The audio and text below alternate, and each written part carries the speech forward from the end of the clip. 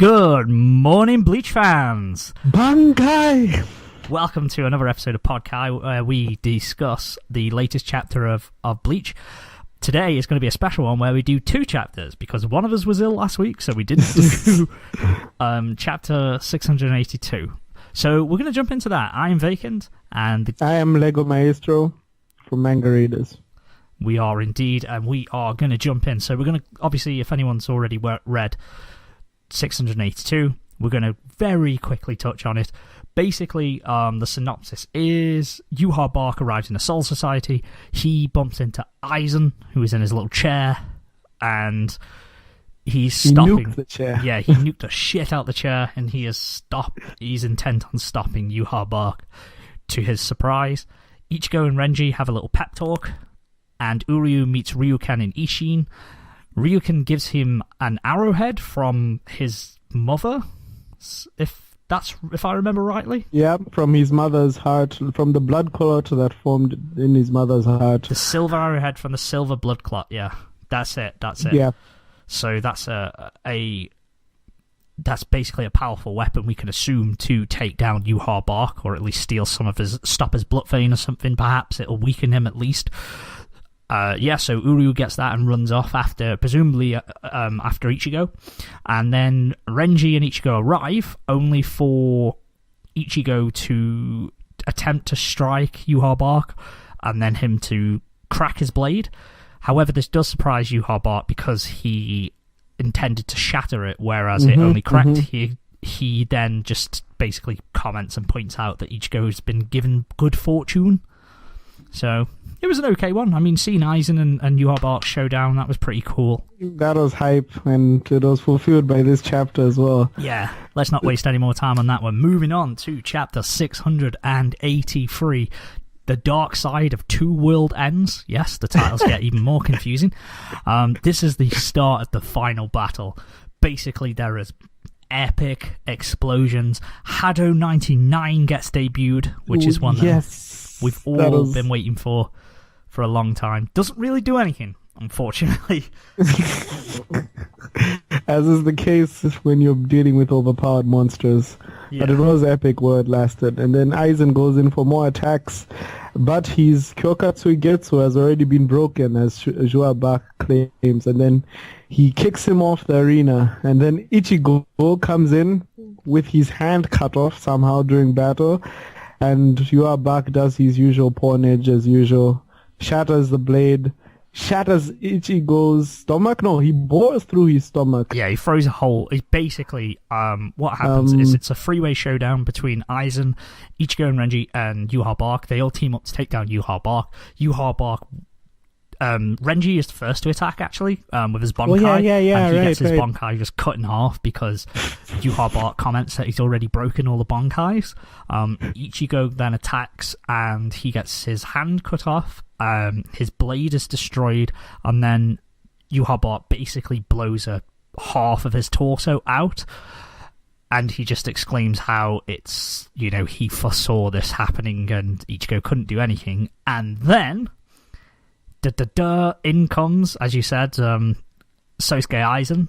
It's actually Aizen who has been impaled by Yuha Bark. It's not Ichigo. And he just can't, because Yuha Bark had just said how Kyokyo Suigetsu doesn't have an effect on him.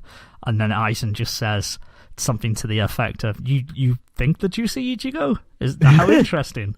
That's what genuinely shocks Yuha Bark. Out of nowhere, a blade pierces his back. Yes. Of course it's Ichigo's. And he then rips his blade through him with a Getsuga Tensho to end the chapter. Epic final panel. It's my wallpaper. Awesome. That last strike is my wallpaper. That last panel looks amazing. So, Lego, thoughts on the chapter? What?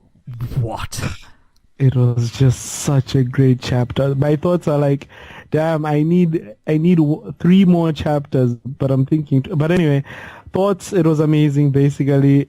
The pawnage that Aizen did was impressive. Actually, I'm actually a bit confused about it, but I read the theory explained by someone on Reddit, and they basically say that Aizen was all 3 characters who were involved in the fight. So he played Renji, he played Ichigo, and then yeah, of course, himself as well. Because as you can see, Ichigo's hand is also cut off. And then Joa Bach is also talking about, I will pluck out your hand, even like I did Renji, even though Ichigo's hand is already gone. And so I was like, that is really confusing. Is it the translators messing up or something or whatever? But I think Aizen messed his senses so much that happened. And yeah, I think it might have been a translation note, because I think he said, see how I think the version I read was something to the effect of, see how I took your hand just like I did Renji, or he foresaw that he would take his hand. That's how I read it. It could possibly be a translation error or a difference in translations. But there's also this bone thing, like it's on page 13 on the one which I'm reading from. There's that bone thing from the Bankai, from Renji's Bankai. It's next to Ichigo's chest, and I was like, what? Ichigo doesn't have the Bankai thingies. Yeah. But yeah, I think I'm hoping that Joa Bach is down so that they can go to the epilogue stuff, because I really do want to see epilogue things. I want that Getsuga Tensho was epic enough for me to feel satisfied. But it was. I don't know. I don't want an ass pull and then he's on the floor again but I don't know. What do you think, man? Right, it was. And to be honest, for me, this should have been the end. This should be the last. This is how Yuha Bark actually dies. I like it. Don't think this is the end. It's very reminiscent of, if you go back to the Arrancar arc, when Toshiro Hitsugaya gets behind Aizen, when Shinji, they all work together and Shinji messes up Aizen's senses, so he believes the attack's coming from the front when it's actually coming from behind, and he gets impaled, only for it to turn out to be Momo. I feel like that's a good mirror between, because Aizen played that trick on them. Aizen's attempting to almost do the same on Yuha Bark, and I believe he'll flip it on Aizen. I think given the way that Tite Kubo likes to make his fights, they are one person gets the upper hand, then the other. They trade the advantage constantly until eventually someone wins. This fight has not had nearly enough that many trade-offs. There's not been that many, so this is Ichigo's, because before he got annihilated by Yuha Bark, so this is his. That was just depressing. Yeah, this is their. If we think of it almost like a boxing match, this is when they've staggered him. This is their close win, or in a wrestling match, this is their near fall. But next chapter, Yuha Bark's going to pull some kind of bullshit. I don't know what, because he doesn't have the illusion powers, but whether it's him regenerating, pulling everyone's Quincy powers or something, he might do something like that, but he's definitely not dead for me. I want him to be. I want this to be the end, but given every single fight before, I don't believe this is the end. And also what leads me to believe that as well is because Uryu hasn't been introduced in this fight, and he hasn't used the silver arrowhead. I believe there'll be a twist and turn. He'll use that. That's exactly what I was thinking, yeah. I don't think that arrowhead kills. I don't think that will kill Yuha Bark. What I think that might do is that might stop his blood vein, or might stop him from absorbing, or maybe it'll hinder his power in some way to make him more fightable. Like, maybe it'll even stop. Ideally, it will stop somehow through some bullshit.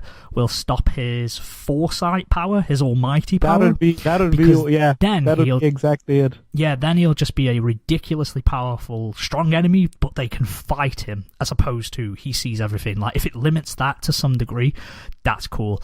I don't want him to just one-shot Renji and Aizen. I feel like if he's smart, he'll target Aizen. We're probably going to see the death of Aizen.